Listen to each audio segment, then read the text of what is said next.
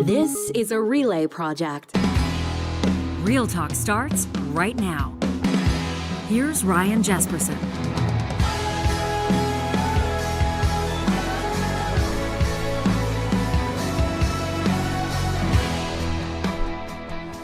The dust has settled.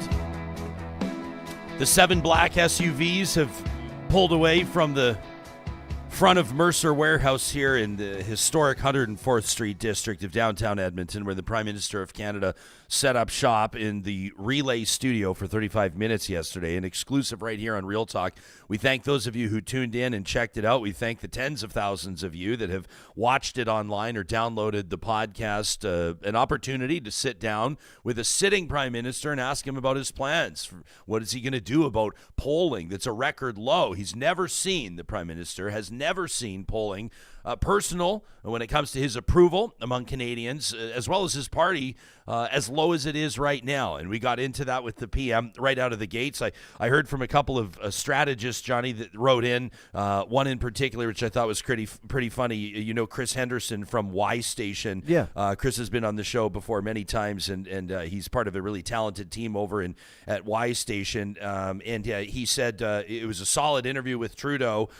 He says, and I don't think Chris will mind me reading this, he says, if anybody calls you a progressive cuck or a slobby handjob giver, to insert politician here, I'll point them to the first 5 or maybe 15 minutes of that interview where you kept pinning that dude down. Yeah. I said, well, it was important for us to open with a big question. I said, so me invoking the word bloodbath, talking about what prognosticators were predicting the next election. In the first question to the Prime Minister, I said it was intentional that we invoke the word bloodbath. And he said, even in pro ball, he said, you asked a fair question, but even in pro ball, you usually get at least one warm-up pitch. I said, there's no warm-ups here on Real Talk.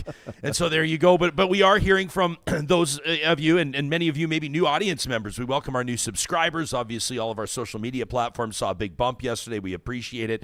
Some of you did pop by to call me a beta cuck and let me know how much you thought of my licking Trudeau's boots and obviously accepting money from the federal government. Real Talk on the take. Obviously only reading from an accepted and pre-approved list of questions. You know how it goes. But if you actually did listen to the interview, you got some insights from a guy that some are describing as a prime minister with nothing to lose. And Trudeau came across in pretty interesting fashion. And I'm going to be looking in on our live chat today to get people's responses to it. It was kind of, after the interview yesterday itself, we did a bit of a recap. We got into what people were saying as it was landing.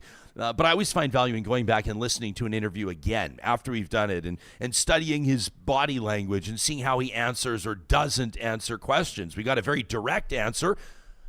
Is it possible to have a direct answer in a roundabout way? That is what he gave us. We'll play the clip when we asked him if he is 100% convinced that it's him that needs to lead the Liberals into the next election.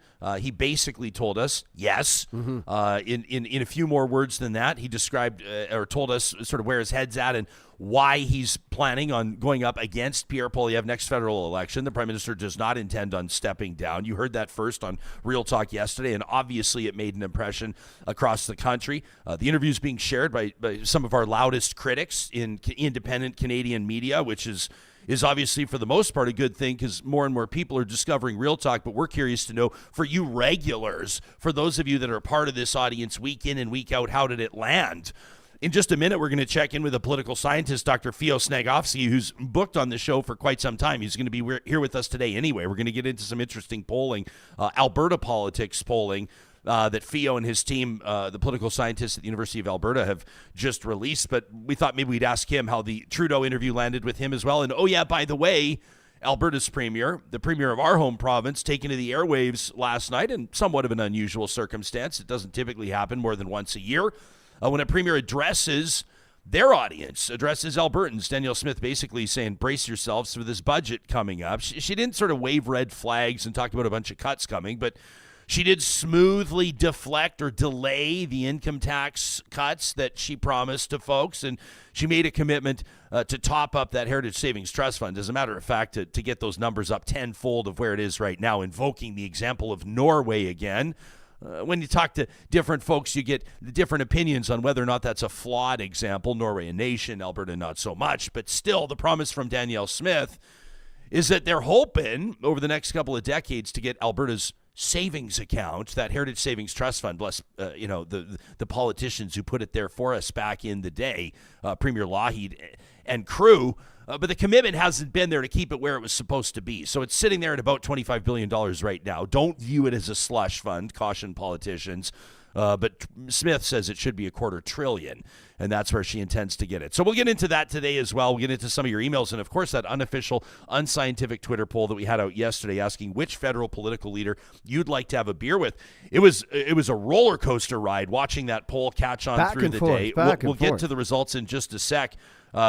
Justin Trudeau had the lead early on. Pierre Poilievre surged out front, and by the time that poll was done, well, you're just going to have to wait to see the results. But interesting to see nearly 27,000 people cast their ballots on the Real Talk Twitter poll. Which politician would you like to have a beer with? That in just a second. First, I'm speaking to those of you that right now are dreaming of a rewarding and high-paying career, but there's just one problem.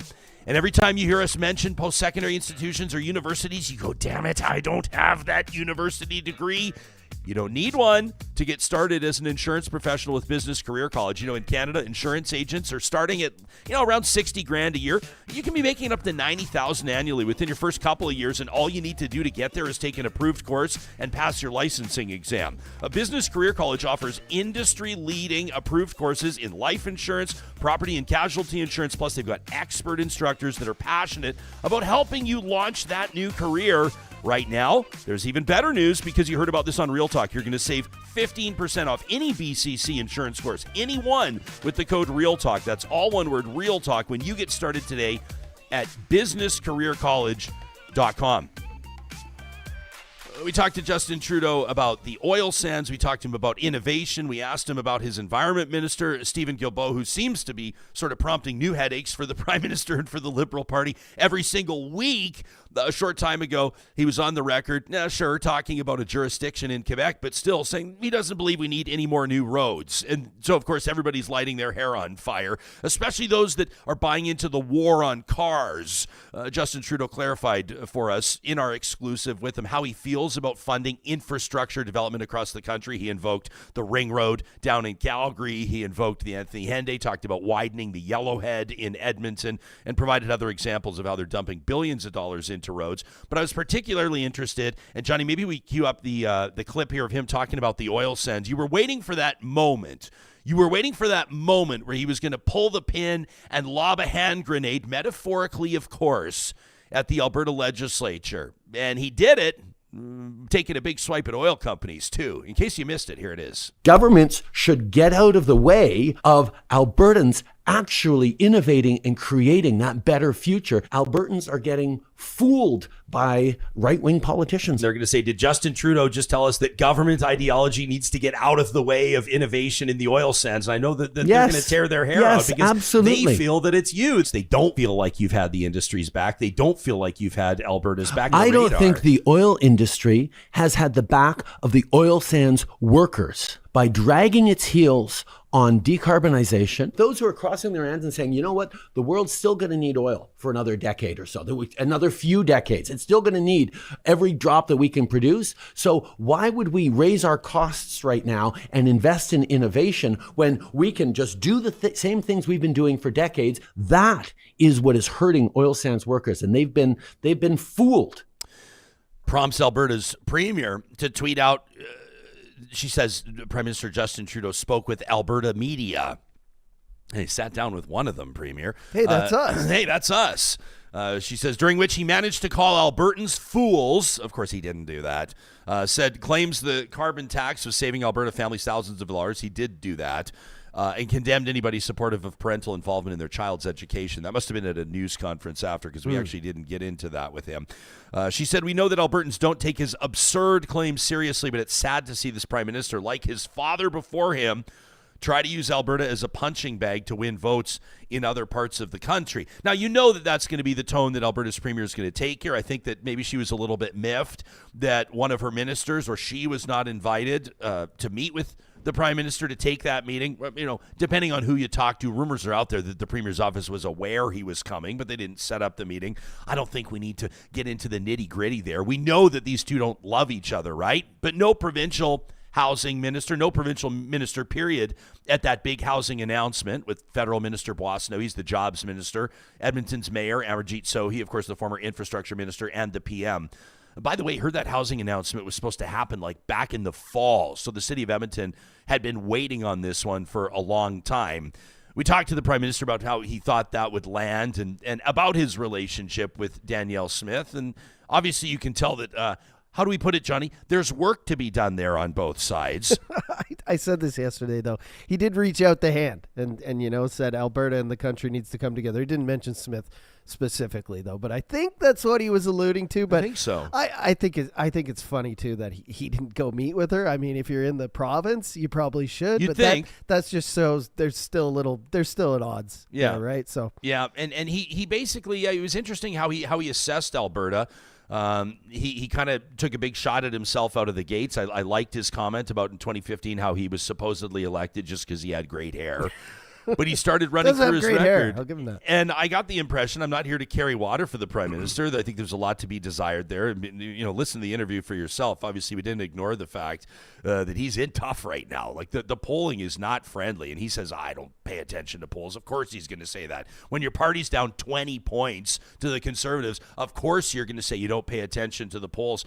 But still, you got the impression, like, I got to say, I'm an energy person. I notice when somebody walks into a room and brings a lot of energy in with them. I notice when somebody alters the dynamic of the space that they're in. And it's safe to say that that's what Justin Trudeau accomplished yesterday. And I think a lot of people, I heard from a ton of critics, like, I'm going to be careful here reading my personal texts and my DMs, because these are people sending me these notes kind of without the agreement that they'll be read to a big audience here. But here's a prominent university executive in Alberta, a PhD in political science, by the way, who says, I wanted to send a message congratulating Real Talk. Says, I remember when you guys started that show, and to see what you've built so quickly, culminating with the fucking Prime Minister, a sitting Prime Minister in your studio, is nothing short of amazing. Says, I couldn't be happier for your success. I happen to know this person is a pretty ardent conservative, So there were a lot of people that wrote in just to say, like, it was cool to hear from Quick Dick McDick, our buddy in Saskatchewan. Obviously has a real audience in Saskatchewan. Makes no bones about how he feels politically. He can't stand the Prime Minister.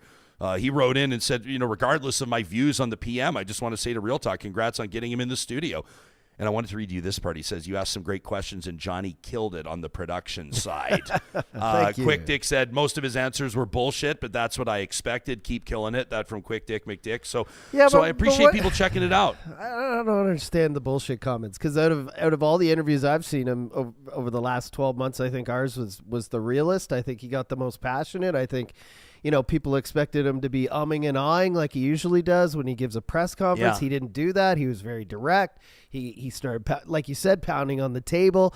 And I got a lot of texts, just like you did, from people who were like, man, I do not like the Prime Minister, but that was one of the best sitting interviews I've seen with him in a long time, where they didn't want to say agreed with him, but they got where he was coming from on some of his points, which I don't think comes through when he's reading off a piece of paper like he does normally, or goes to these events like he did after the show today. Yeah. Noob Try again, I love his comment here, said, first question out the gate set the tone well. Everyone's going to complain that a question wasn't asked. You'd need 4 hours. We would need hours to get through everything yesterday. Yeah, right? there were people that were choked that I didn't ask him about the Arrive Can app and stuff like that. And obviously, even with 35 minutes, we were supposed to have 10 minutes.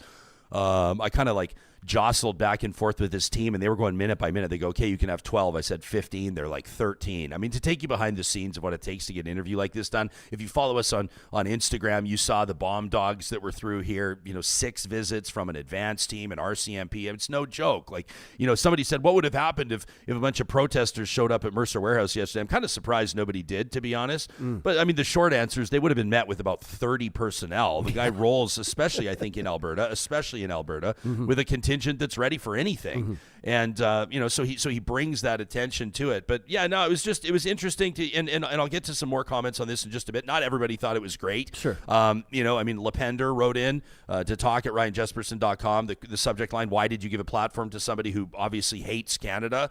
They wrote in to say, to he who has become an international figure of disdain in Canada's name. I don't know, is that me or Trudeau? Why did you let the Prime Minister spread fake news? Why didn't you challenge him on the pipeline purchase? What do you mean challenge him? He bought it. He's selling it. What do you want me to challenge him on? Or any of his other follies? Are you a journalist or not? Well, short answer, I'm a talk show host and an entertainer. Was this your attempt to act like Tucker Carlson with Vladimir Putin? Do you realize how much Canadians hate to be told by Trudeau what he thinks they think? Fair point. Mm-hmm. We're tired of being told what he thinks we are and how he should manage us due to his own securities. Regarding outside influences, we asked him about Donald Trump, Joe Biden, obviously. I thought he was kind of wishy-washy on Trump. He's like, we'll work with whoever. I was like, come on. Lepender goes on to say his lack of faith in Canadians is appalling, and so are your softball questions. I think he showed a lot of faith in Canadians. He was sort of, I think, trying to inspire people on the future of Canadian energy, how he sees it going in Alberta. This person says, Lepender, you will not be remembered for this interview because you did not hold his feet to the fire as Canadians needed you to do. For shame in failing to uphold your democratic responsibilities. So not everybody thinks I did a great job. And I hope I'll be remembered for being a fabulous father to two strapping and beautiful young boys. Well, that's most important. Not for any interviews. I also want to give a shout out to all the media outlets, big and small, who stole our intellectual property yesterday, branded it with their own logo, reposted it on social media, didn't give us credit. And I'm talking about, I won't say their names because we're not going to give them any more, but people who literally hate us, literally can't stand us, create content about how much they hate us and then share our content and crowdfund it. We've already spent too much time talking about them. From our Real Talk Twitter account, I called them greasy bastards. That's all I'm going to say about them. I appreciated this from Anne, who listened in from Vancouver. Who said, I said I'm going to go back and listen to this interview a second time. She said, but honestly, watching from Vancouver, Real Talk clearly has the best audience of any talk show in Canada. She said, clear-eyed, informed interview, super refreshing. She says, went on to say, I was rolling my eyes a little bit when Trudeau started talking about Trans Mountain. She said, but I appreciated him saying that he took it in the teeth when he bought the pipeline. She says, because he did. She says, because I swear hydrogen fuel is going to be the Betamax of the 2020s. But then you flipped it around and ran with it. Holy cow, says Anne. That was the best part of the whole interview. Tell it like it is. She says, I'm into Justin Trudeau when everybody hates him and he's got nothing to lose. I think it's liberated him and it's clarified him. And she says, and I'm strangely impressed. Question. She says, I was wondering last week what Justin Trudeau might look like when he's got so little to lose, and Real Talk showed us, and says he didn't come across as a pretentious or as much of a smug knob as he sometimes does, so that's good. Mm-hmm. She said, and how about the socks? We were able to present the Prime Minister with a pair of Real Talk socks that only our patrons get, our Patreon supporters. I thought that was pretty cool to put those in his hand. It was awesome. And I told you this yesterday, it's hard to not feel enamored when a leader of a country comes in, but like you started this whole conversation off, he was a lot more freewheeling. He was just really chill when he walked in here. I thought he was going to get rushed to the seat, maybe say a couple words and let's go and get out of here. Yeah. He took pictures, he shook hands, he stood around for a bit, and maybe that is, like you said, maybe he does have nothing to lose. Maybe he's enjoying the last little bit of this. Who knows? Yeah, who knows? Dr. Feo Snagovsky is an assistant professor of poli-sci at the University of Alberta and has been a great friend of this show. And Feo, we're going to get to some of this. We want you to come in. We said, why don't you just come in and hang out with us and shoot the shit off the top? We'll get into the Trudeau interview. We'll talk about the Danielle Smith video. Then we'll get to what you're here to talk about officially, which is some interesting new polling showing where Albertans are at with trans policies and some of the announcements that Alberta's premier has made over the last while. You did have a chance to check out the Trudeau interview yesterday right here on Real Talk. What did you think about it? General thoughts. What was maybe the one main takeaway? I thought it was pretty good. Oh, here. Sorry, that's my fault. Click that white button there on your blue box. Mike's hot now, buddy. I thought it was pretty good. I thought he did. I mean, you did a good job of. Don't have to say that. Oh, don't worry. I'm going to get to the bad stuff okay, in just a second. Good. This is just the warm up. Yeah. Don't be too nice. Yeah. Don't. No one will believe it. Exactly right. I thought you did pretty good. I mean, anyone who watched the video knows that the first thing you did was hey, you are super unpopular. Nobody likes you. Welcome to Alberta. Yeah. What do you think? That's not exactly a softball question. And, you keep saying that he has nothing to lose, and I'm not sure that's true. He's got a lot to lose. He's got government to lose. He's got government to lose. He's, a creature of the Liberal Party. Liberals got a lot to lose. And, when you lose an election, like when voters actually kick you out, it's pretty different than when you leave on your own. So he's got a legacy. He's actually got quite a lot to lose, I think. Yeah.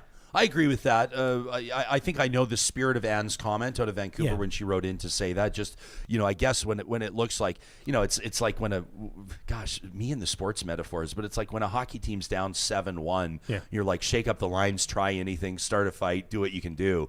But sometimes it works and lights a fire under him. Jill wrote in, by the way. Jill's, and honestly, keep the emails coming. We got tons of them. The flamethrower goes tomorrow, presented by the DQs of Northwest Edmonton. If you got something you really want to say with a little oomph behind it about that interview, but I'll get to as many comments as I can today. Obviously, hundreds of comments on our YouTube and our social media channels.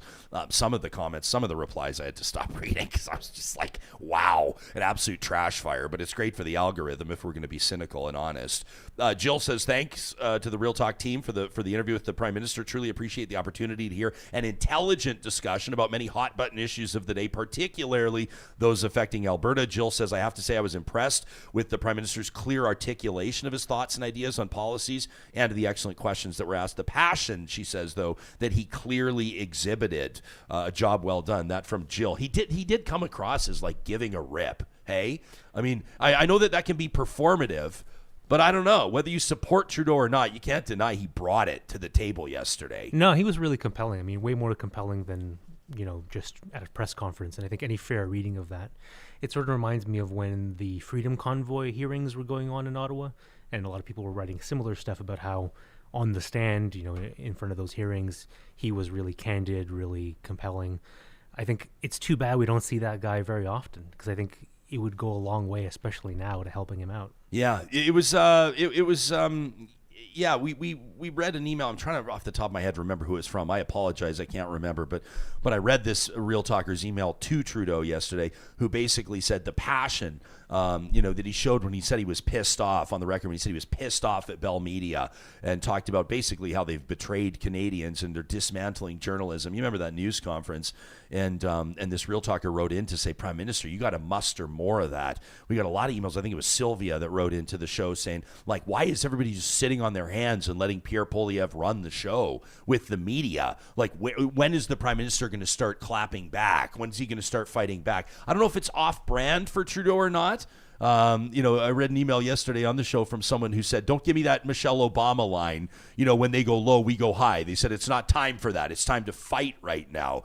Can you see the dynamic changing in the federal landscape as the Liberals get a little bit more serious, inching toward what's expected to be an election in 2025? I think so. I mean, it probably is a little bit off-brand for him so far, but that's not a bad thing. I'm not a political strategist, but if I was pretending to be one for the next 20 seconds, I would say that the brand hasn't been working. Maybe it's got them as far as it can go, and maybe changing it up now would be a useful thing for tossing it up with someone like Pierre Poilievre, who doesn't exactly play by the rules of conventional politics. Way more media savvy than the average bear. Not really interested in sort of like standing up in a suit and tie and engaging in formal debate. It doesn't feel like that's how elections are going right now. No. Not to say that's not important or valuable. It just doesn't feel like that's how politicians are scoring points these days. No, and I think Pierre Poilievre has tapped into something really interesting because there are times when people are feeling like a good cerebral debate on the merits of a policy. But this doesn't seem like that time. He has tapped into the fact that people right now want to get into it on emotions. That they have a lot of feelings, as a parent of young kids would, I'm not one, but as a parent would say, a lot of big feelings people are having. Yeah. And I think if the Liberals keep engaging him on the policy, when people are really interested in feelings, they're going to get clobbered. They're not going to do well. Yeah. Why don't we, Johnny? Can you load up the other Trudeau clip that we pulled? This is my answer to, or his answer to me rather, when I ask him about whether or not he's convinced it's got to be him that leads the party into the next election. Obviously, a lot of people think that when the party's polling so low and his personal approval is down 33. It's like an Edmonton cold snap. It's like 33 below zero. You never want to see a negative 33 on your approval when it comes to how the public sees you right now. But that stuff, it can be salvaged methodically and slowly, but sometimes it's a bit too much of a hill to climb. And so it brings the critics out that say, well, the obvious solution here for the Liberals is a change in leadership, change the tone, introduce somebody new to Canada with enough time ahead of them, with enough runway to make an impression before the next election. But you better believe, there's a parallel here to the Alberta NDP and what they're attempting to do right now. You better find somebody that has a formidable and strong enough presence to be able to make a bigger impact or a better impression than the incumbent, than the person that's there right now. The Alberta NDP is trying to figure out who's the next Rachel Notley without using the name Rachel Notley. Who's going to be the next person that will elevate the brand of that party? So who do the Liberals have waiting in the wings that would be a dramatic improvement or a breath of fresh air that people might buy into that's not Justin Trudeau? You can sit on that for a second and think about it. I can think of some people that would be capable leaders, but I don't think there's a star in waiting in that Liberal cabinet, Liberal caucus. Anyway, what Feo's talking about here, whether or not Canadians care about policy, whether Canadians care about, the real stuff, the actual, legislation that politicians roll out, the stuff that impacts your bottom line, the taxes you pay, the social programs that are in place, the way that governments respond to things like housing crises and inflation. And, anyway, so here's how the Prime Minister said he's made up his mind on his own political future. Are you 100% convinced that you're going to lead this party into the next election? The challenge of the next election is going to be definitional in terms of what kind of country we are, which direction we want to go in. Do we stay anchored in science? Do we stay anchored in building for the long term? Do we make sure we're protecting vulnerable people and give them opportunities to contribute? Or do we give in to the easy populism, anger, and division that is so running rampant in every society around the world? That question, that core choice about who we are as Canadians, is so fundamentally important that I could not be the person I am and choose to step away from this fight right now when it is so important, just because it's getting a little difficult, or people are wondering if they're not tired of me or whatever. You know what? Let's talk about the issues. Let's talk about the things that actually matter, and let's deliver them for people. And I like that conversation that needs to be had when the next election comes about the kind of country we're going to be. And yes, I will absolutely be part of it. Now, I did hear from Don Braid. Appreciate Don, who's one of my favorite political columnists in Alberta. Obviously, he's been doing it for a long time. And Don and I had a quick phone call yesterday. I appreciate him writing about our interview today in his column. Encourage you to read that in the Calgary Herald. And Don said to me, he said, I think the moment, he said, what do you think was the moment in the interview? And I said, I think the moment was when Trudeau said that the oil industry, that oil companies don't have oil sands workers' backs. I think when he said that Albertans are being fooled by right-wing politicians, that was the moment. Don respectfully disagreed. He said, well, I think the moment was you got him on the record confirming he's going to lead the Liberals into the next election. But at the very end of that clip, what does Trudeau say? With politicians, you got to focus on the nuanced details, don't you, Feo? Don't you? He said, I absolutely will be part of it. Yeah. And Don says, what does part of it mean? That doesn't necessarily mean the party leader. I think it does. I don't think you resign as party leader and stay on for the election in some capacity. I think he's staying on into the next election. I feel like he feels like it's his party. It's his choice at the moment. I mean, he's built this party from, like a minivan of seats. And he's never gone up against Pierre Poilievre in an election. Yeah. Right? He's beat Stephen Harper in an election. He's beat the other two, O'Toole and Scheer, but he's never beat Pierre Poilievre in an election, and I feel like he wants to. And I think, all of what he said in your clip just now, I'm sure that's true. I don't know the guy. I'm sure he really believes all of that. I'm sure there's some bullshit, too. But he's a politician. There's got to be at least a little bit of ego there, right? Sure. He visibly does not like Pierre Poilievre. right? Like a lot of Liberals don't. And I think there's something like ego-based and guttural about wanting to stay in a fight like that. And, you know, we were talking a minute ago about getting in on the issues or the emotions. When people get into their minds that it's time for a change of government, it's really, really hard to talk them out of it. So I have real difficulty as a political scientist seeing how the Liberals stay on in the next election. The question, you know, of whether Trudeau should stay or should he go, how much would that improve their chances in the next election? I don't know. I think they're going to get clobbered either way. And there might be some benefit to, you know, staying on at the helm and getting clobbered and taking that one on the chin for the team, and then, you know, the party starting over after that. Yeah.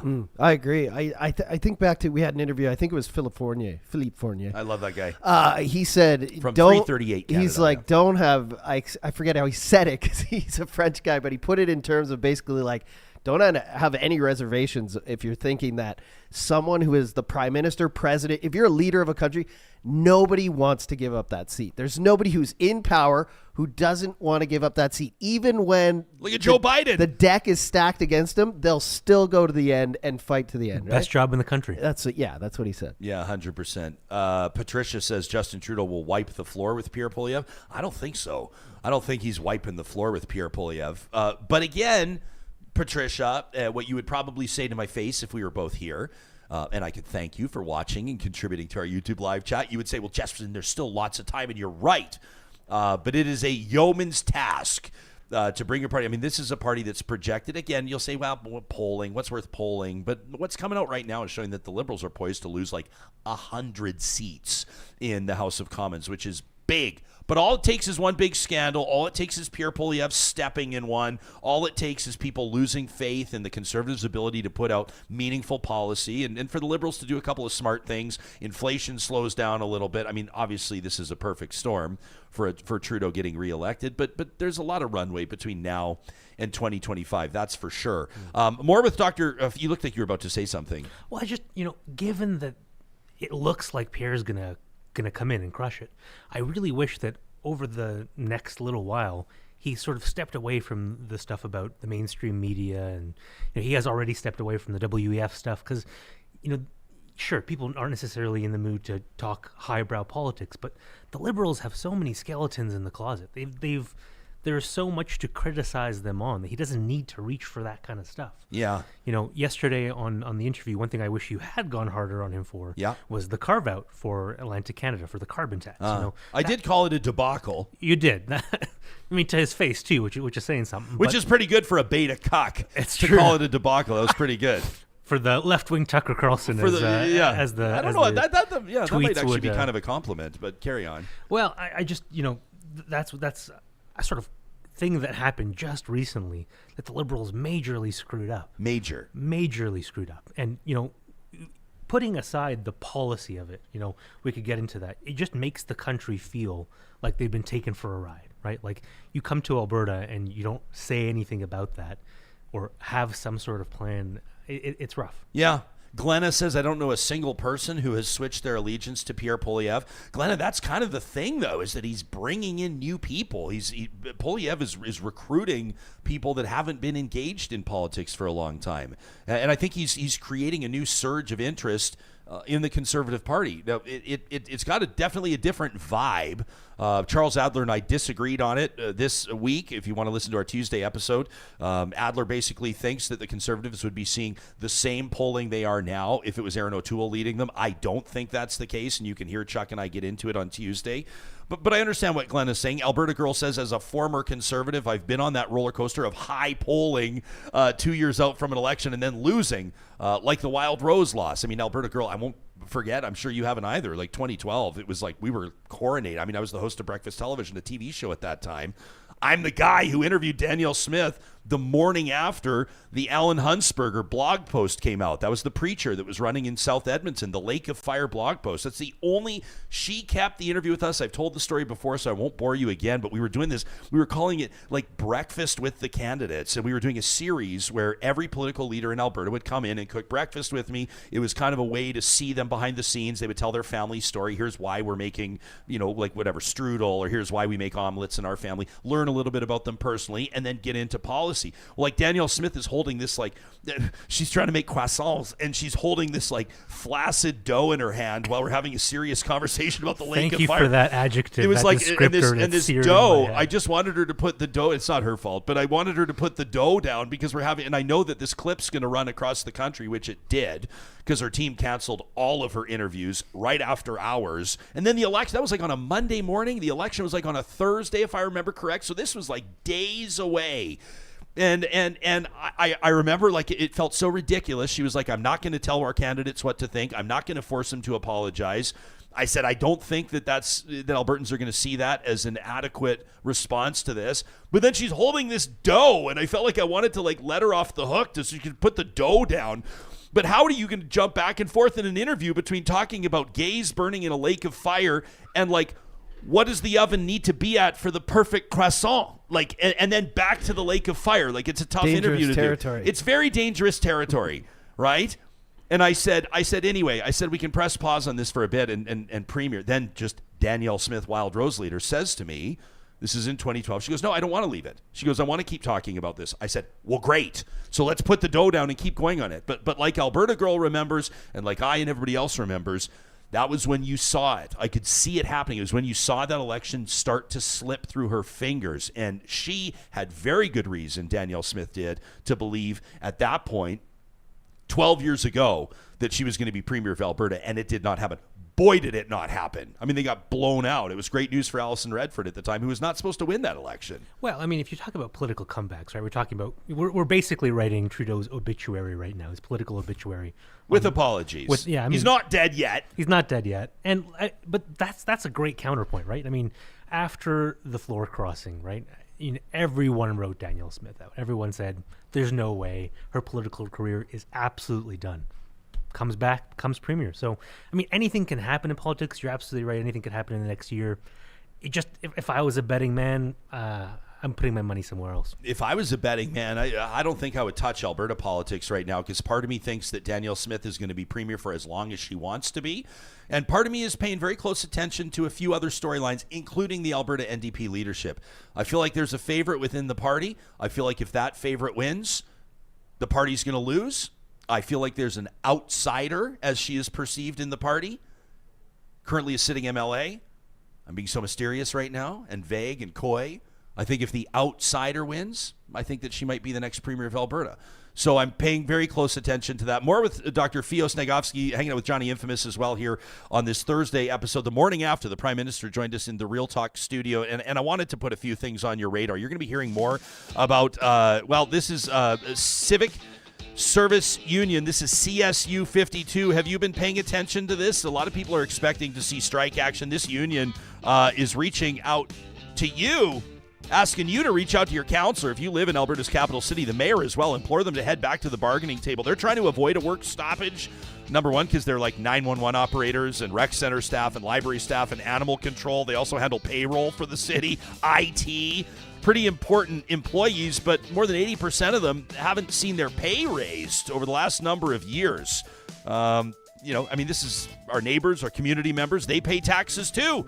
And so they're looking to you to help grab City Hall's attention. You can check out more at edmontonforeveryone.ca. This message is supported and sponsored by CSU 52.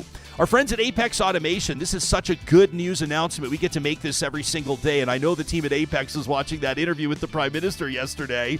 I don't think they'd mind me saying they were among those that said he might not be our favorite, but we appreciated his availability in the Real Talk studio. The team at Apex is doing a ton of amazing work in Western Canada. They're looking to hire more engineers, and so they can keep growing, automating things like pipelines, oil extraction facilities, natural gas processing facilities. They do a lot of work in Saskatchewan with potash mining, robotics, conveyor belts. They're working out at the ports on Canada's west coast.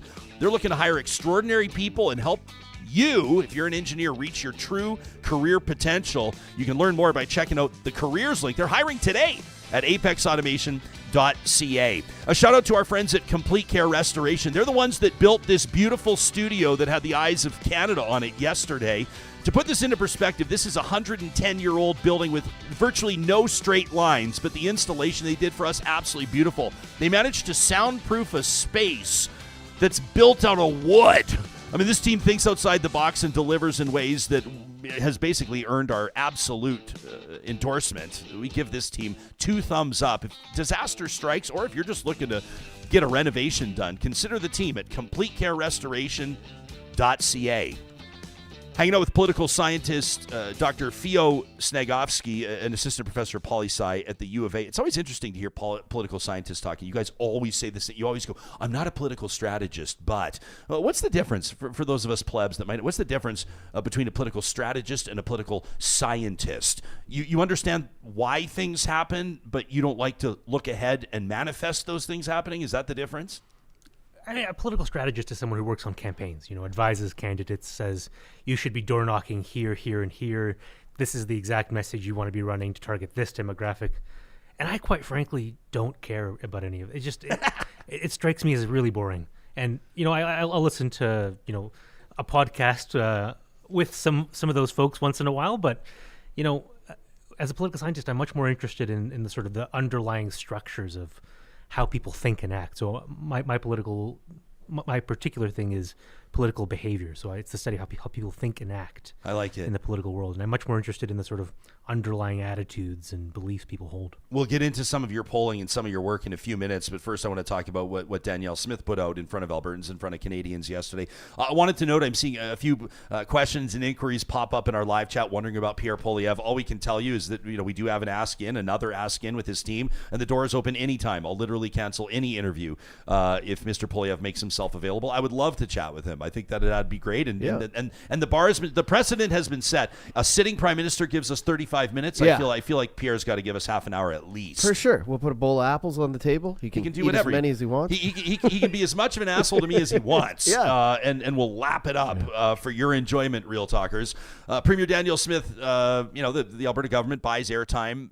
It happens, usually once a year, gets everybody's attention. They do it right in the primetime supper hour when people used to watch television. And this is what she had to say. Basically, they're going to top up the Heritage Savings Trust Fund. You got to wait for that income tax cut that she promised, and they're going to make some difficult decisions with the budget that'll be released at the end of this month. Here's a snippet of Premier Danielle Smith.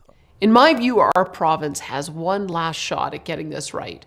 We still have several decades during this global energy transition where nations will desperately need our oil and gas resources for their people, and we will provide it to them with the most advanced environmental technology on Earth.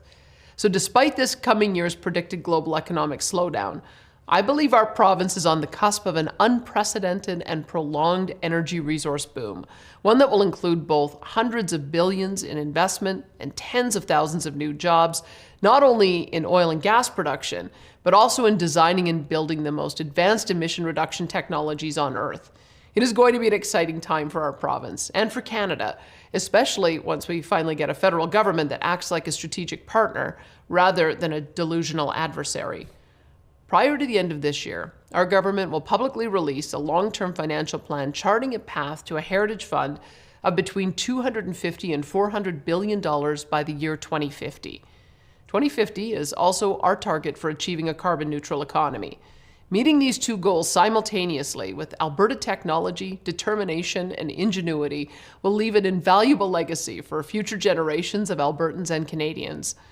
There is no doubt in my mind we are capable of achieving these goals, but we need to start today and stick with it fervently, year after year.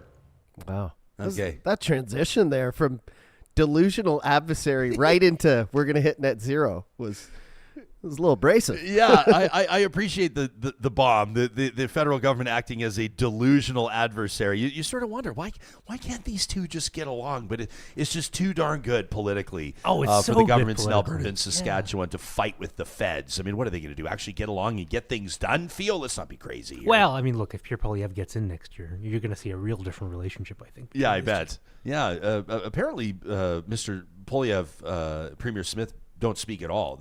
I've heard that there's really no relationship there between the two of them. And I'm not surprised. The federal Conservatives don't need Alberta and Saskatchewan. They don't need, that's not where they need to gain votes. It's not where they need to gain favor. This is like the oldest and most played out conversation that we have on the show. But I'd be curious to see how that dynamic would change. The one thing that Poilievre's gone on the record with that's interesting is his absolute intolerance for the idea of an Alberta pension plan.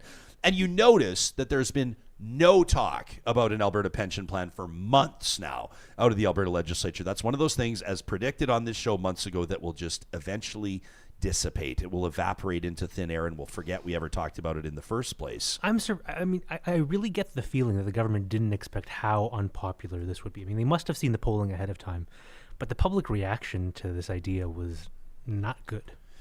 Well, Alberta famously, and this is a story that's been kind of flying under the radar over the past while, but the Alberta government is, people are asking, the government to basically release to Albertans what we the people had to say about this. But and I'll reference City News reporting on this just a couple of days ago, the province has denied a media company's request for the pension survey data.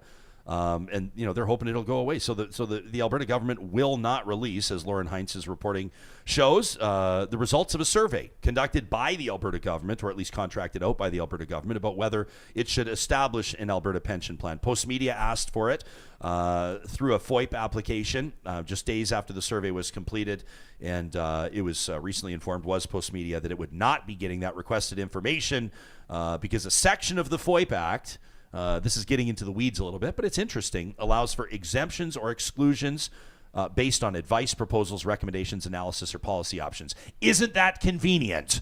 That the Super Alberta convenient. Wouldn't you think that if the polling results were even remotely close to supportive of a plan for an APP, that the government would be all over releasing those results? And we're going to talk about polling later, and we can talk about like methodology, but the methodology of that poll, it's not like it was an unbiased scientific poll that they put out really trying to gauge. It was a lot of those questions were sort of push polly, right? They weren't.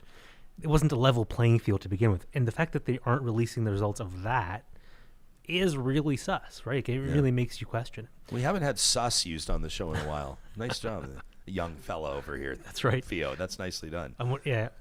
So the address she gave yesterday was really good in terms of communication, in terms of presentation. She's a very skilled communicator. Very skilled communicator. My colleague Lisa Young at the University of Calgary runs a great Substack. I love Lisa's. Highly entertaining. Called What Now, isn't it? Yeah, she put one out just like minutes before I stepped out here, basically tearing. You can show this, Johnny. The fantasy math of all of that. But her headline is "To the K car, Trevor. To the K car." She's suggesting that without a flux capacitor, Premier Danielle Smith's going to have a tough time going back to the future to 1980s Edmonton with her fiscal announcement. You can subscribe to Dr. Young's Substack if you want to read more about it. Yeah, and she sort of points out, and other people have pointed out as well, that the math doesn't really math on this plan. Talking about getting the Heritage Savings Trust Fund up to $250 billion in the next 20 years. A lot of assumptions going into that. There's an element to which that announcement was sort of like, you can see that really optimistically and well-intentionedly and really cynically. So starting really cynically and working our way out. We prefer cynicism on this show, yeah. So, starting cynically, a lot of public sector workers going into collective bargaining this year. This is a forecast of saying, look, we're tightening the belt. We have no more money to spend. We're going to be spending less than inflation. And, it's too bad that you want more stuff, but we can't give it to you. Yeah. So that's sort of the cynical political strategy of trying to forecast that ahead of time. Optimistically, it's kind of nice when politicians talk about the long term, right? We don't get that very often. A lot of the time, a lot of politics is thinking about the exact short-term next 4 years. Election cycles. Election cycles, absolutely. And I think that's one of the reasons that a lot of people are frustrated with politics, is that it is really short-term. And, Albertans haven't really had an honest conversation about what the next 30 years are going to look like, right? There are a lot of plans about what net zero might look like, a lot of plans about what decarbonization or reducing fiscal spending here would look like. But in terms of the day-to-day of what people's lives might actually look like in the next 30 years with all of this economic uncertainty, I think there's a real hunger to have that conversation. And even if it is cynically motivated, it's sort of a nice step forward. There is one poll that we can all trust. There's no bias in this poll, everyone. Even though it is, don't show it yet, even though it is unofficial and unscientific. Oh, my favorite poll. We did conduct a very important poll from my personal Twitter over the past 24 hours. I posted it just ahead of the Prime Minister's visit, and we had it wrap up just this morning at 7:30 this morning. Now, this poll ebbed and flowed. Don't show the results yet, Johnny, but we asked, who would you rather have a beer with? Because there's been some reporting. There's a Toronto Star opinion piece and op-ed this week that said, Gen Z does not want to have beers with Justin Trudeau. And that was referencing, I had to do some digging. I said, did they actually poll people asking? They did not poll people asking about that. This is going back to a 2014 poll that said that more young Canadians would rather have a beer with Justin Trudeau, in 2014, than Stephen Harper. Well, duh. No offense to Stephen Harper, but, the guy shakes his son's hand dropping off at school. I think imagine having beers with Stephen Harper. I would. But more Canadians wanted Justin Trudeau at the pub with them in 2014. So this follow-up opinion piece 10 years later says he's lost that lovin' feeling and Canadians don't want it anymore. So we put it out. Who would you rather have a beer with? Trudeau, Pierre Poilievre, Jagmeet Singh, or Maxime Bernier? And it started strong in Trudeau's favor. It did. And we asked him about it on the show. It had like 1,600, 1,800 votes, something like that at that point. It had been up for like an hour and a half.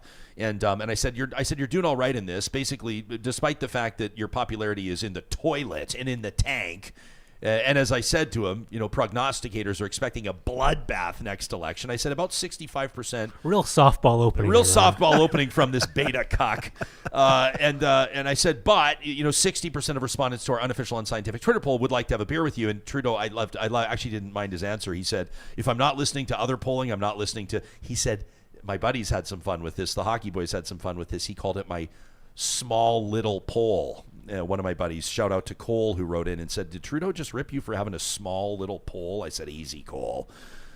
So it starts off with Trudeau, and then we see what happens on social media, and the right wing grabbed a hold of that poll, and I saw people, it has like how many retweets, like let me just check here real quick, it has like 600 and some retweets, and so people were saying, let's turn the tide, let's turn this poll. I saw people with blue check marks saying, you know what to do, and all of a sudden Pierre Poilievre surged ahead, and more people wanted to have a beer with Pierre Poilievre, and I thought, oh, this is going to be great to chat about tomorrow on the show, because what would a beer with Pierre Poilievre actually look like? It could be kind of fun. He might get a little bit snarkier and snarkier the more beers he had. Some people said, I wonder who would pick up the tab. And then something happened overnight. And I woke up this morning to take the dogs out, Johnny, and I saw that we wound up with 26,670 votes on this unofficial, unscientific Twitter poll that definitively states that 60% of Canadians would rather have a beer with Justin Trudeau. There it is. Compared to 30% that want to crush one with Pierre Poilievre. Mad Max Bernier earns about 7.5% of the beer votes. I think having a beer with Max would be a hell of a thing. And poor Jagmeet Singh, who couldn't even get 2% of this sample. Less than 2% of people wanted to have a beer with Jagmeet Singh, who I actually think would be a beauty to have a drink with. Is that maybe just because he's probably not a beer guy? Like, I'm also thinking when I'm looking at this poll, I'm like, what kind of beer would you have? Like, Justin Trudeau, probably IPA guy right out the gate, right? He's going for something artisanal, something craft. For sure. He's like, what's local and what has blueberries in it? Anyways, and then Pierre, like, he's straight like, what's on tap. Pierre's the guy that would tell you what he's not ordering. Like the server comes and says, Mr. Poilievre, can I get you a beer? And he goes, what do you have that's not Bud Light? And then the whole table erupts in laughter. So we know what Pierre would not drink. I don't think I just don't see him having a beer. I see him having like a gin and soda or something. You know Pure, what I mean? yeah. Well, he's doing the new. I mean, he's trimming sing, down sing. tequila soda. Oh, you're saying Jagmeet Singh Yeah, would be the like gin I don't. soda guy. Maybe that's why the poll was like, I wouldn't want to have a beer with him because you just can't see the guy drinking a beer. I can see Jagmeet Singh drinking like a fine wine, but hoping that nobody gets a photo of it. You know, the poor guy, like, he stands up for the poor and downtrodden, but then he rolls out with like a Rolex or a Versace bag and just gets ripped from here to kingdom come. I wish you had repeated the poll, and instead of a beer, be who would you rather have at Thanksgiving dinner? You know, who would you rather have for 2 hours? Yeah, just to sit down. Just to sit down, and you have someone like Max Bernier who reminds you of the uncle you had, last Thanksgiving dinner, and it's sort of a different connotation, if you know what I'm saying. I do know what you're saying. Jennifer L., who's been on the show before, conservative out of Saskatchewan, she actually checked in with us. She was at the, the Conservative Federal AGM, I think, when she last joined us on the show. Jennifer says, I don't drink beer, but I'd love to pick any of their brains for a solid hour. See, that's my kind of answer. A lot of you were critical that I didn't name myself as an option to have a beer with. I apologize. All you got to do is run into us on the concourse at a hockey game. And easy. I was just going to say. What did we have? Did we have 3 government ministers in here last night having beers, I think? Come by the box of the Oilers game last night. How about Andrew, who chimed in and says, like you, I've seen many politicians come and go. Some I like and respect better than others. He said, but I would love to get together with you, Jespo, crush a beer. Sure. Ken said, I like Ken's answer here. As a matter of fact, I replied to Ken. I was popping in on my Twitter mentions a little bit yesterday, but I kept getting slapped in the face with the beta cuck thing, so I was spending time with my family instead. Again, is that really the visual you want, Ryan? Yeah. Thanks. Johnny's going to pull all these little clips and turn them into a ringtone that you can download on our website. Ken says all of them. I'd have a beer with all of them, one at a time, one beer only. He said not to grill any of them, although I would be willing to fire up my grill, throw some steaks on for any of them. I like the way Ken rolls. He says, I'd like to just sit down and talk about anything, see the country from their perspective. Ken is my kind of guy, and I think that that's what this audience is all about, hearing people out. What's your vision for the country? When we come back in just a quick second, don't go anywhere. Why don't we actually talk about what you're actually here to talk about, Feo?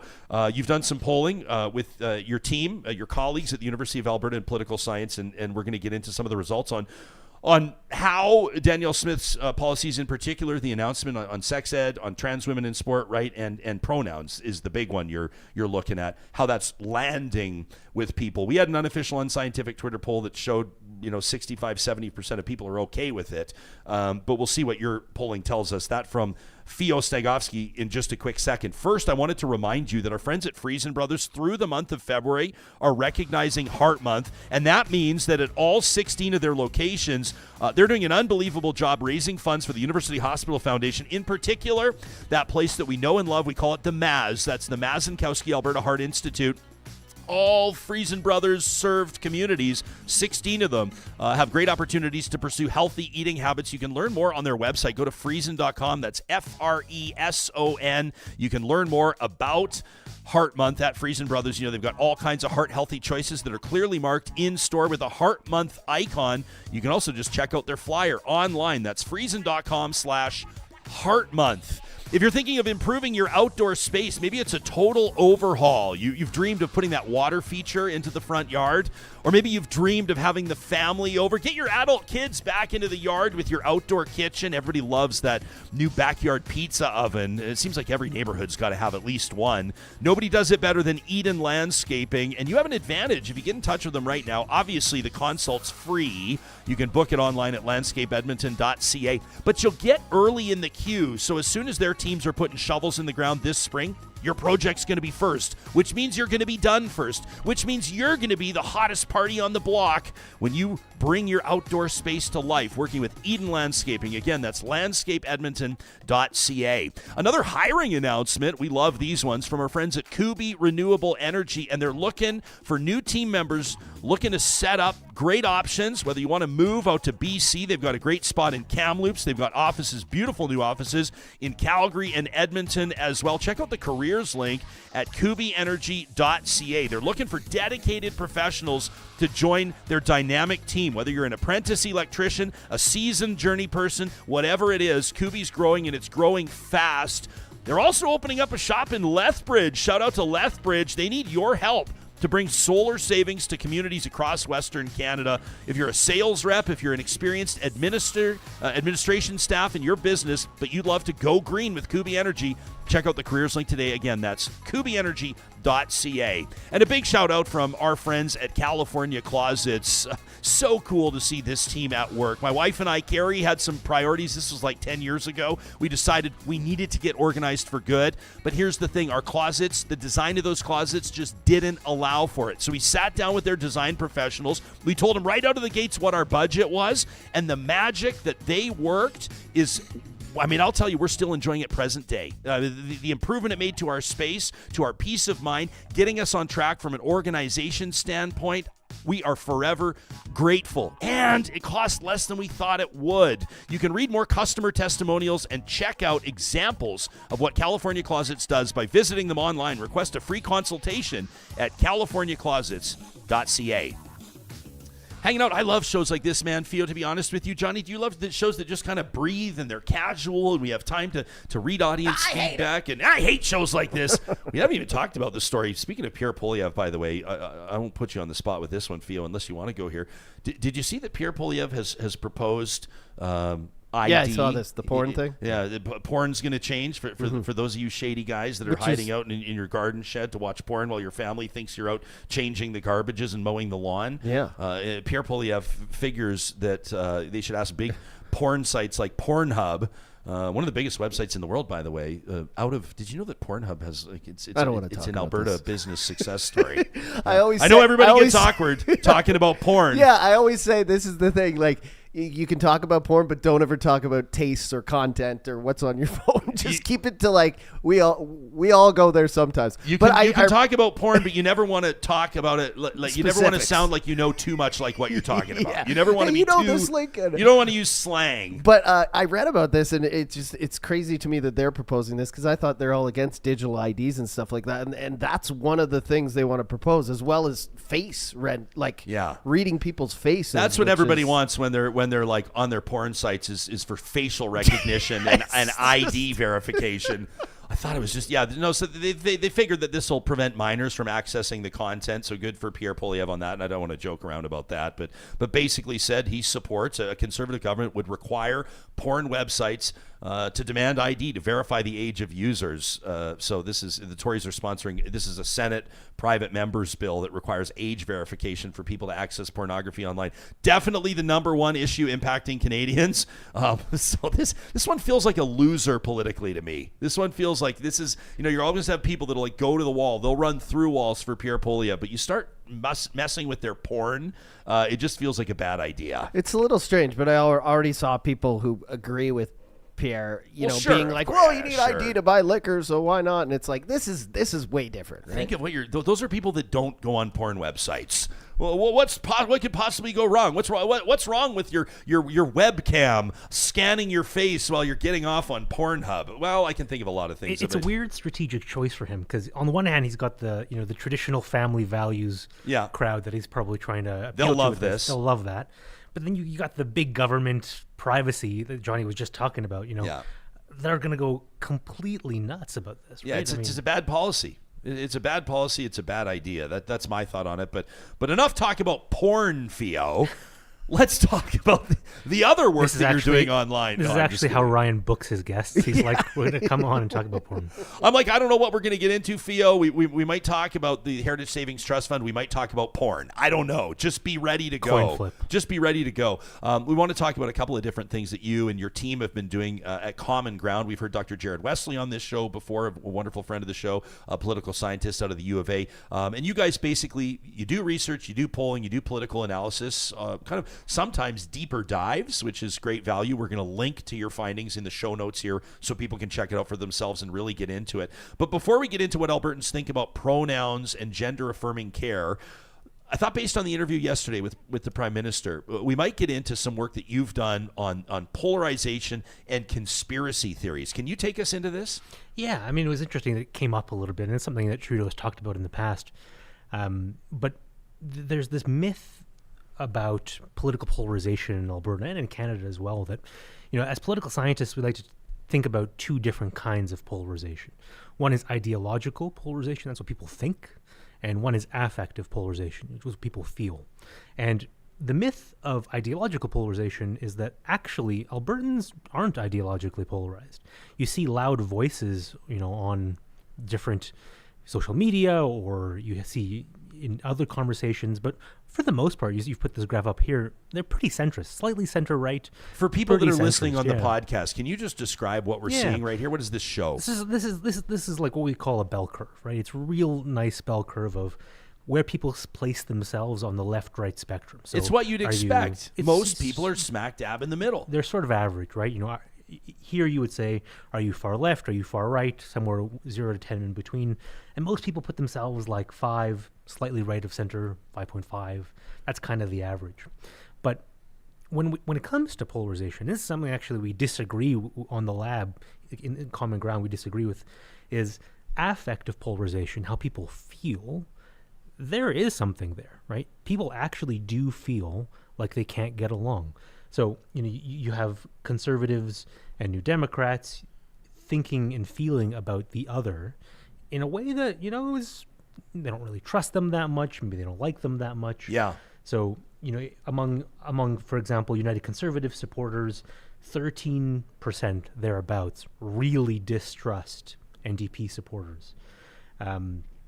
It's pretty similar for New Democrats. 17% of New Democrats don't like UCP supporters, and feel strongly. Yeah, and they distrust them a lot. They dislike them a great deal, and this sort of extends further on. We ask people something called social distance. How close a relationship would you be willing to have with someone? Right. Interesting. And if you're a UCP supporter, would you date a New Democrat? Yeah, absolutely. If your neighbor voted for Rachel Notley, you voted for Danielle Smith, would you have them over for a barbecue? That kind of stuff. Absolutely. And you have 12, 13% of Albertans saying that they would not even want to be in the same country as the other side. Jeez. Right? That's the level of animosity. And about a third of them are not willing to even have them as their next door neighbors. Jeez. So when you think about it that way, there is something there, right? It's not just that it's this perception of people not getting along. People actually start to feel that. And a lot of that comes down from political elites, from the leaders. So, Justin Trudeau was talking about this yesterday of how he wants to bridge divides. And, some of that I'm sure is genuine. He has been responsible for some of that on his side. 100%. But, people like Pierre Poilievre do it all the time. People like, people like the Premier do it all the time. And they all do it, Feo, if we're being honest, right? Yeah, and it's sort of one of the symptoms of an era where people feel emotional, and if they think about politics through big feelings, they develop big feelings about the other side. And as people, we look to our leaders, the leaders of political parties, leaders of government, in thinking about what to do and what to think. And when our leaders tell us that the other side is evil, that they're, fooling Albertans, or when they're, when you frame politics as a struggle between good and evil, people start to think of politics as a struggle between good and evil. And then your opponents aren't just the other side for which you should debate political issues. They become an enemy which needs to be defeated at all costs. Yeah. Which, comes with lots of problems on its own. Okay, so we've set the table now for this new research that's out. You've published it just this month. Again, at cground.substack.com. We'll link to it in the show notes so you can go directly to it. Some polling on what Albertans think about pronouns and gender-affirming care.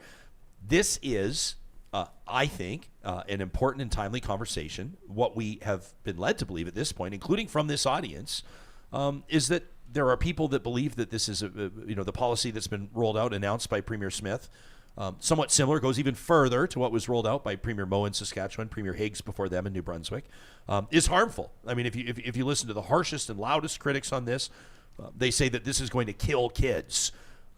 If you look to the opponents of the criticism, if you look to the supporters of the policy, they're talking about parents' rights. They're talking about defending the rights of the parents.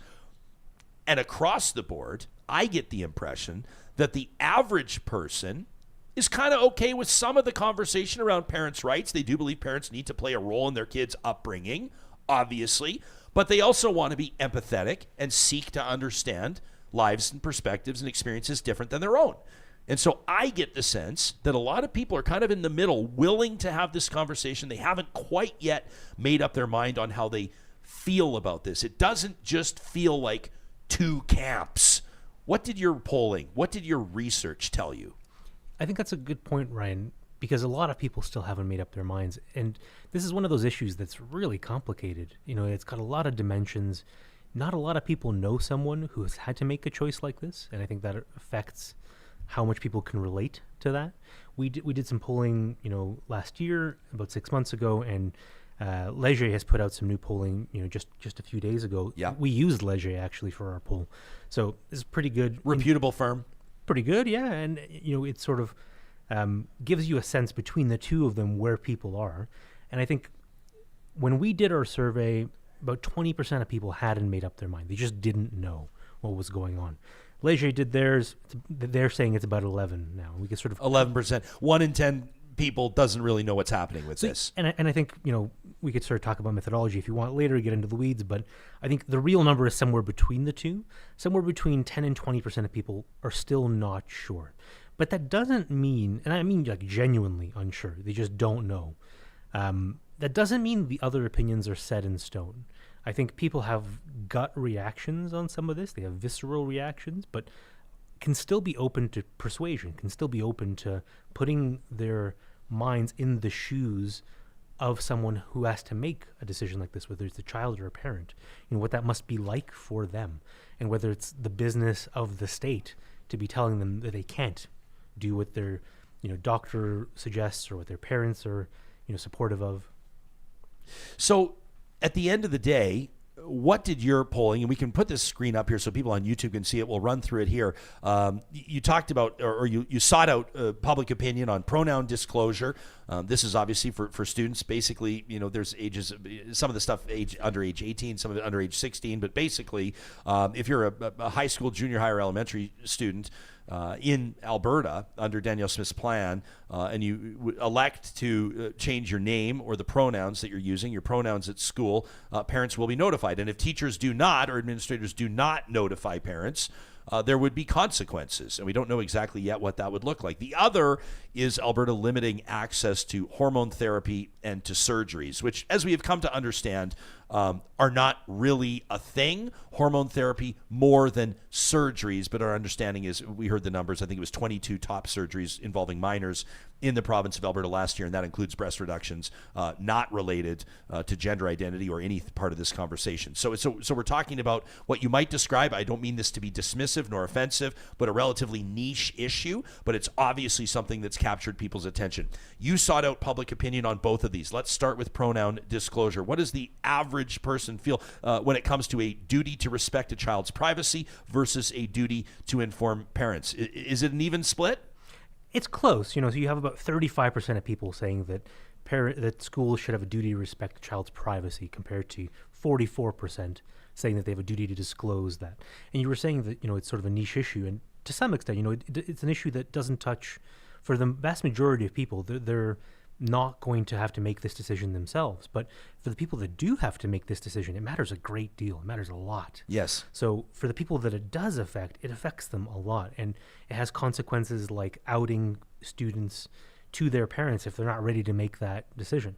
In terms of, you know, hormone therapy and surgery, more sort of intervention on aligning your gender, your presentation and your body with how you identify. Yes. You have about, it's a real minority view that children should be able to do this unilaterally. You know, it's only about 10% of people think that children should, 12 to 17, be able to do that on their own. Everyone else, you know, is sort of in the middle of that issue. So you have about 37% thinking that you should have access with parental support, and only about 33% saying that you shouldn't have access at all, that the state should prevent you from doing that. So when you sum all that up, that's a lot of numbers. When you summarize all of that up, only a third of Albertans think that the government should be doing what they're doing and banning this outright. Okay. Right. In terms of, that's according to our data from about 6 months ago. Leisure is saying that, it's closer to, 4 in 10. We're saying, 1/3. They're saying 4 in 10 people say that the government should ban this outright.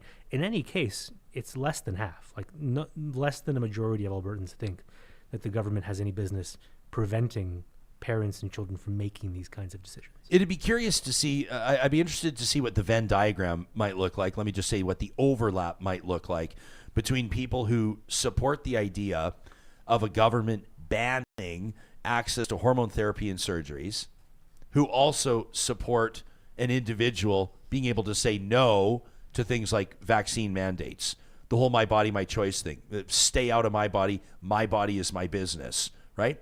If you support an individual's right to say no to a vaccine, to say no to mask mandates, to protect the integrity of their own body against the intrusion of the state, do you not have to condemn a government's initiative to interfere with someone's medical treatment or medical attention with their parents' consent and support? I mean, the other parallel is abortion, right? When you have the state interfering with the ability of someone to make decisions over their own body, there's definitely inconsistencies, right? And some other like breakdowns that we've done show that a lot of these attitudes depend on things like how religious you are, so your religious beliefs, on pronouns among people who often or always turn to religion to deal with the, problems in their personal life. 2/3 think that the government or the school should have a duty to inform parents.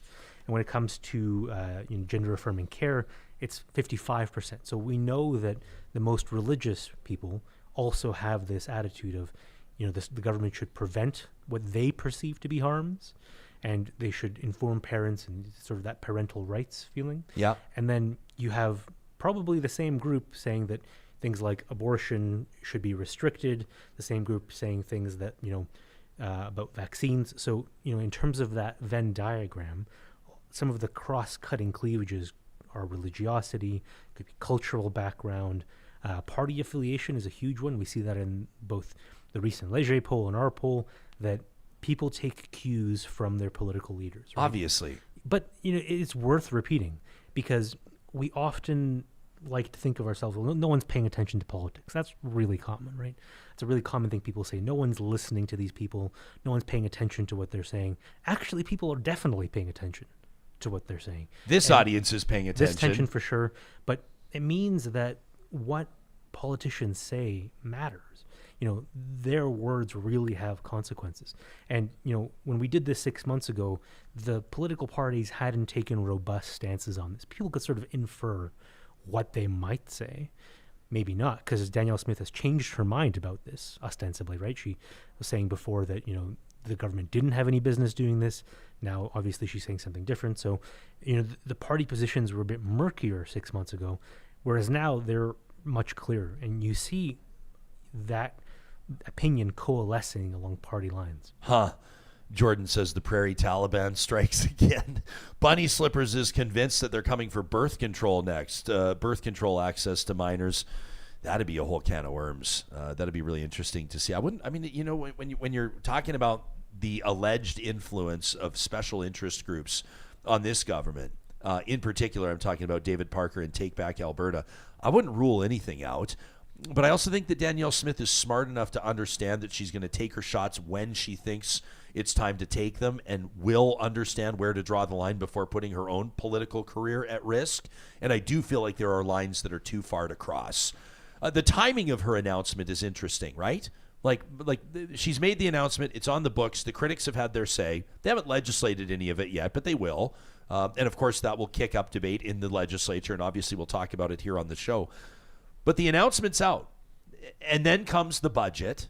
And then comes an entire myriad of other distractions that'll take this off people's radar for the most part, right? And for a politician, that's valuable. People's memories are short when it comes to politics. And you look at what politicians are often criticized for.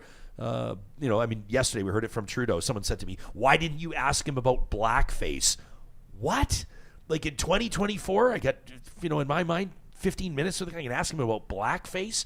But it just goes to show, for some people, the criticism will stick, but whether or not the punches land is an entirely different story.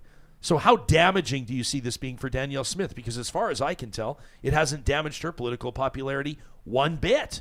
The people that are loudly critical of this move are people that can't stand her in the first place.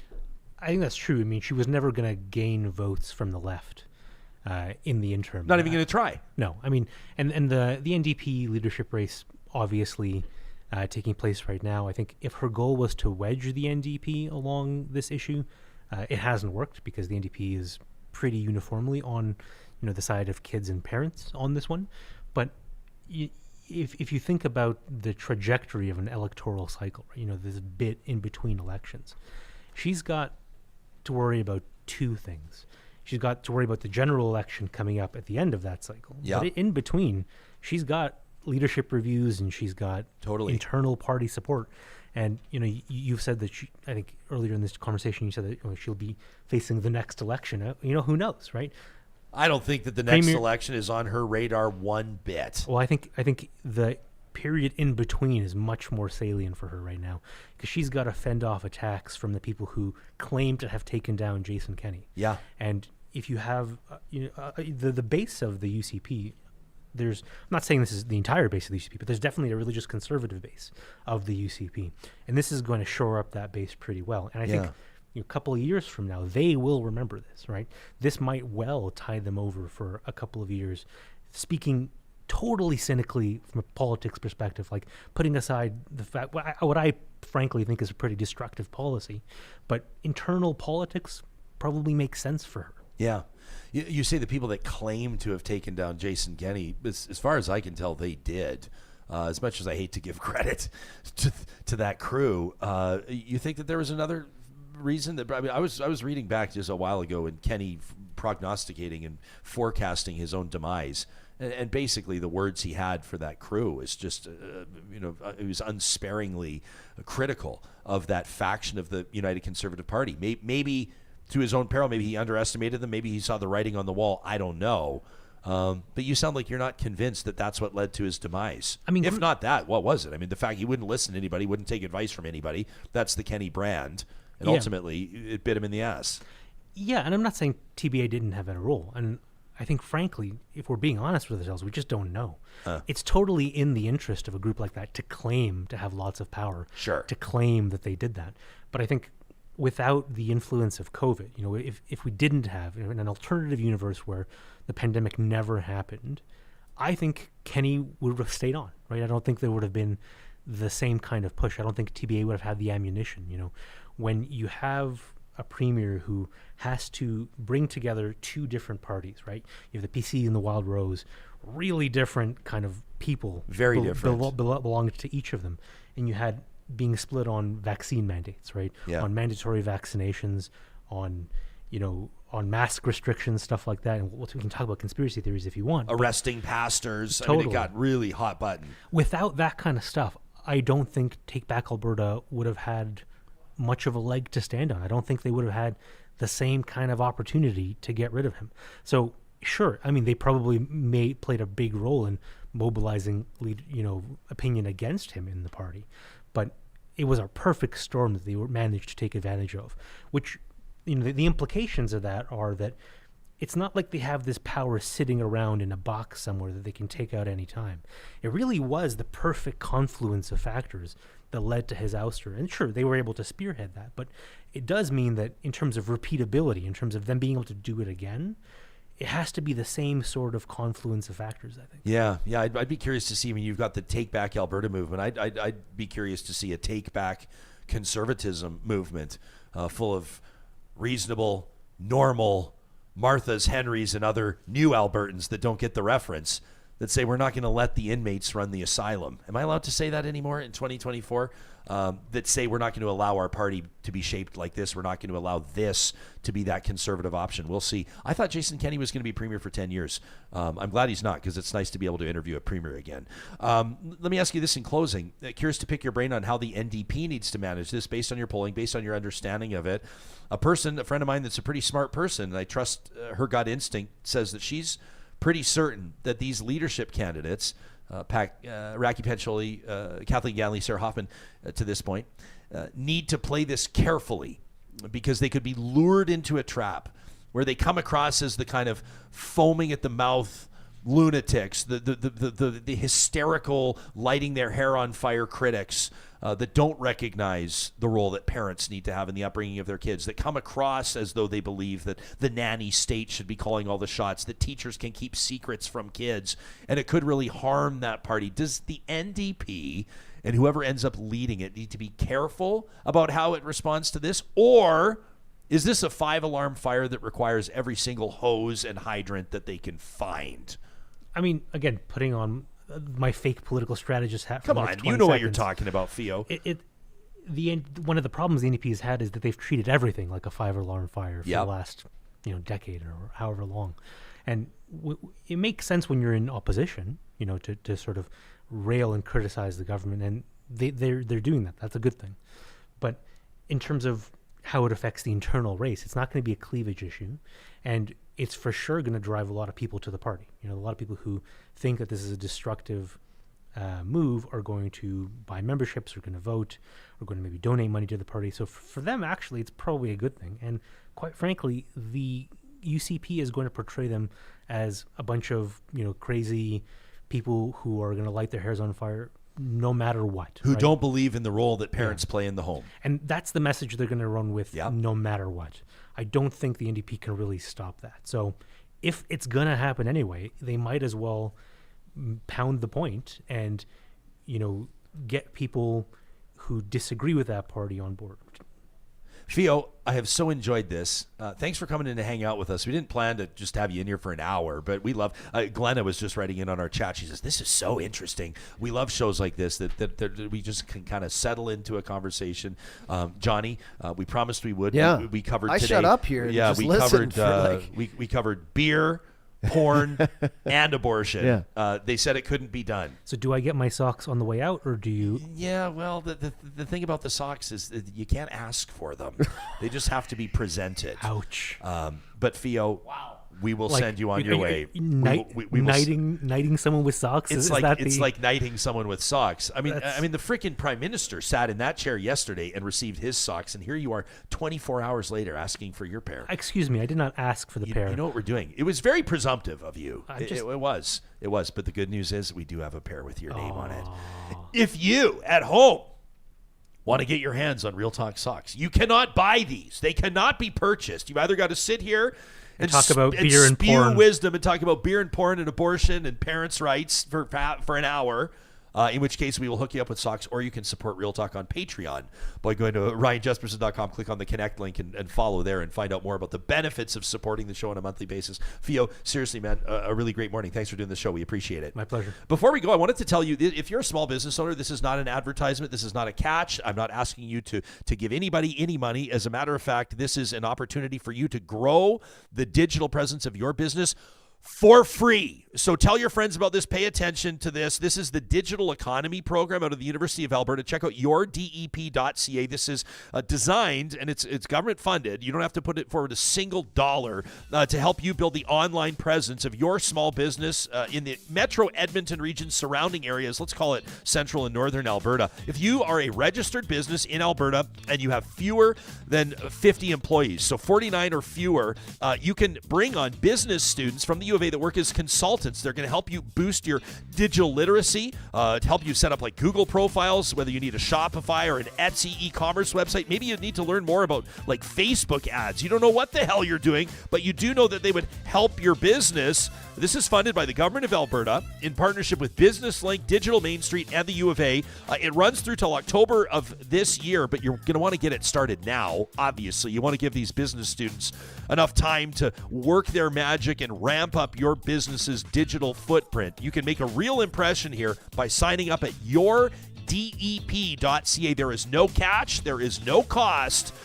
Real Talk did it. And we've seen the benefits. Our YouTube subscribers were up. Our SEO scores are better. We didn't know what the hell we were doing. Johnny's super smart, but me, I'm kind of more of like a run and gun guy. Super smart. And they give us like a whole. They give you like a big report. They analyze your business. They tell us what was great about our website, which is most of it, and what sucks on our website, which was just a tiny few little improvements that we made. All because we signed up for the Digital Economy Program. You and your small business can do the exact same thing. Again, that's at yourdep.ca. So, friends, as we wrap this show, I just wanted to remind you again, this show is all about you. It's about your feedback, your questions, your responses to what you're hearing here. Without engagement, we are nothing. So send us your emails to talk@ryanjesperson.com. Tell your friends about what's going on here. Share our episodes, and thanks again for subscribing on YouTube. Coming up on Friday's show, a Real Talk Roundtable on houselessness with the Chancellor of the University of Alberta, Tim Richter from the Canadian Alliance to End Homelessness, and more. We thank you for joining us today. We hope to see you tomorrow.